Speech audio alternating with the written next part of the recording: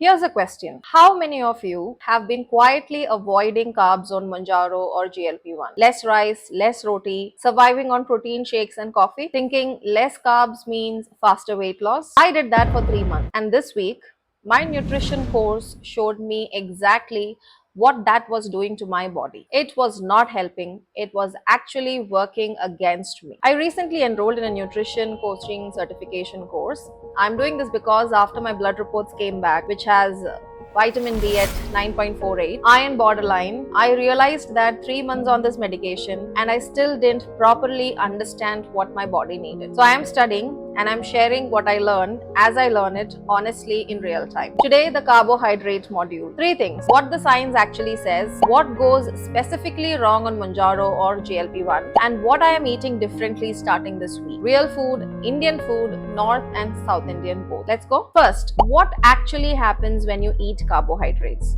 Because most of us just hear carbs are bad, avoid rice, avoid roti, but nobody really explains what carbohydrates actually do inside the body. The easiest way to think about it is this. Imagine your body is a city. Every building, every hospital, every office, every traffic signal, everything needs what? Everything needs electricity to keep running, right? So your body works the same way. Your brain needs energy, your muscles need energy, your heart needs energy. And carbohydrates are one of the body's fastest and easiest fuel sources. Now here's the interesting part. The moment you start eating something like rice, roti, oat, your body immediately gets to work. Even before you swallow, your saliva already contains an enzyme called amylase. And honestly, the easiest way to imagine amylase is like tiny scissors. It starts cutting large carbohydrates into small pieces. Then the food moves into the stomach. But surprisingly, the stomach is not where most carbohydrates digestion happens. It's more like a holding and mixing station. The real breakdown happens later in the small intestine. That's where the pancreas join the conversation. The pancreas release more digestive enzymes that break carbohydrates down into simple sugars, mostly glucose, some fructose from fruit, some galactose from dairy products. And this next part genuinely surprised me when I learned it. Glucose can move pretty quickly into the bloodstream. But fructose and galactose take a small detour first. They go to the liver. And the liver basically decides, do we use this now? Do we store it or do we convert it? Which is also why eating an apple is very different from drinking soda, even if both contains sugar. Fruit comes packaged with fiber, water, nutrients, which slows everything down. Sugary drinks don't really have that same buffering system. Now, once glucose enters the bloodstream, blood sugar starts rising, and immediately the body responds by releasing insulin. The simplest way to picture insulin is like a key. Glucose is outside the cell. Insulin helps open the door so glucose can move inside and actually be used for energy. That energy is what keeps the entire city running. Thinking, walking, focusing, breathing, all of it. And your body is smart about extra energy too. If there's more glucose than your body immediately needs, some of it gets stored as glycogen, mainly in the liver and muscles. Think of glycogen like your body's backup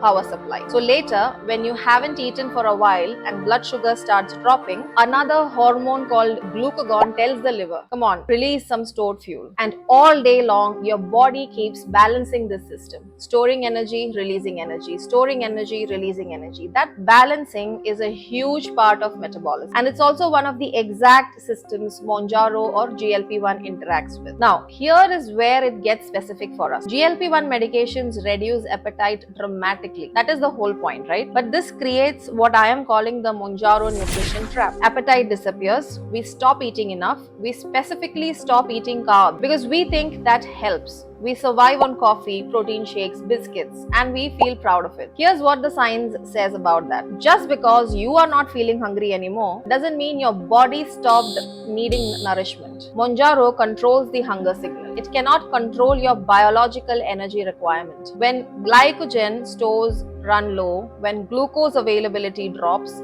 brain fog, headaches, shakiness, inability to focus, exhaustion even after sleeping. The symptoms I blamed on Mounjaro for 3 months, some of them were self-inflicted. Underfueling, not medication side effect. और ये realization uncomfortable थी लेकिन important भी थी. Now, not all carbohydrates are the same. Think of it this way. Simple carbs are like paper in a fire. Fast flame, fast energy, burns out fast. Hunger comes back quickly. Simple carbs are the ones that work against you, like your biscuit, maida bread, soda, mithai, sugary chai, instant noodles, white bread, bakery snacks. Complex carbs are like wood logs. Slower burn, steady heat, energy lasts longer. Complex carbs, the ones that actually help, are dal, rajma, chana, roti with sabzi, oats, brown rice, sweet potato, poha with peanut, idli with sambar, ragi dosa, pongal, avial, brown rice with rasam, so on and so forth, right? Both cuisines full of excellent complex carbohydrates.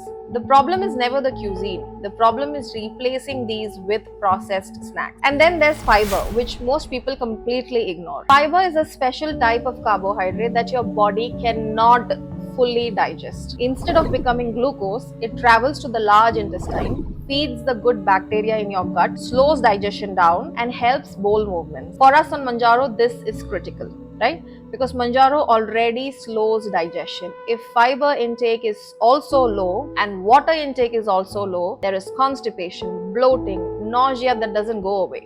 It's not always the medication. Sometimes just no fiber, no water. So based on this module, here's what I'm actually changing. 1. I am stopping the carb fear completely. Rice is not my enemy. Dal is not my enemy. Idli is not my enemy. I'm just being more intentional about which carbs I consume. More dal, more oats, vegetables, fruits, less biscuits, less sugary chai, less bakery food. 2. Every meal now has a simple framework. Protein for repair and muscle, carbs for energy and brain, fat for hormones and vitamin absorption, and fiber for digestion and fullness. In Indian food, this is completely achievable. Dal, rice, sabzi, curd. That is a perfect balanced meal. Idli sambar with a side of chutney, balanced. Poha with peanuts and chutney, balanced.